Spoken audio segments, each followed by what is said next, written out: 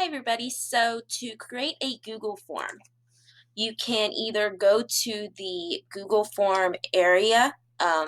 So that would be forms.google.com and that would take you to the general area, or you could do the quick shortcut, and that shortcut is now forms.new. The Google Suite purchased this URL. So as soon as you click forms, forms.new, and hit enter, it'll automatically take you to a new Google form.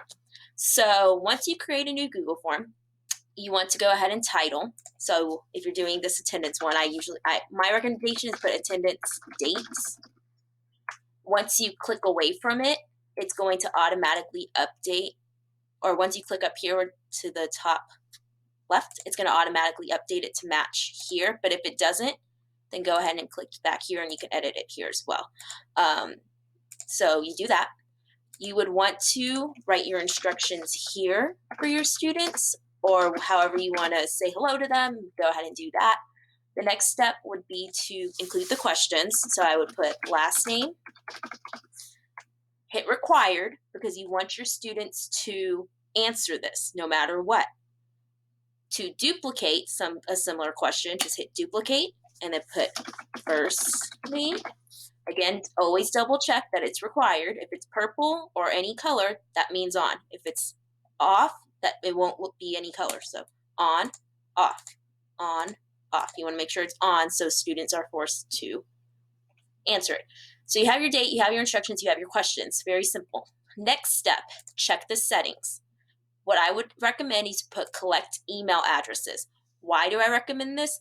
Because you want to go ahead and get it who's responding, and this kind of lets you understand who's actually responding. Yes, you have the restrict on, but getting their actual emails will help kind of assure that it was the student, at least on their account, that responded to this Google form. You can do response receipts. If you want them to be able to request it and send it to their email, that's fine. That's what I do as well. And then once you click those, you hit save. Okay. The next thing that I would do, this is completely optional, okay, is I would go ahead and spruce it up. So to spruce it up and customize, you do this little paint area. You can add a header. A header is what shows up at the very top. So I'm just going to click this, but if you want, you can also upload a custom one. You can get things from your photos or just take one that's already there. Then you'll click insert. Then I'll do that. If you want to change the color, you can change the color. You can change the background. You can change the font style. Do whatever it is you want to do to customize it and make it look pretty. And then the next big step, responses. How do you know who responded? When you click, so here's your questions, here's your responses. When you go ahead and click this little icon, the Google Sheets icon, it's going to ask you, do you want to create a new spreadsheet? Or do you want to select an existing spreadsheet? This is completely up to you. But what I usually do is just create a new one because it'll match, the title will match the same title that I made the Google form as. So I'll click that and press create. The Google form will the Google Sheet associated with the Google form will open up. And as you can see, there's a lot of features. There is a timestamp feature. So it does timestamp when the forms are submitted. There's an email address feature. Like I said, that helps you collect those. The last name of the student and the first name of the student.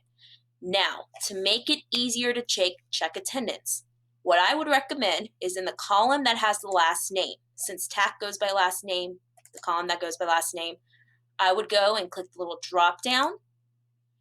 Then I would go and find the sort sheet from A through Z.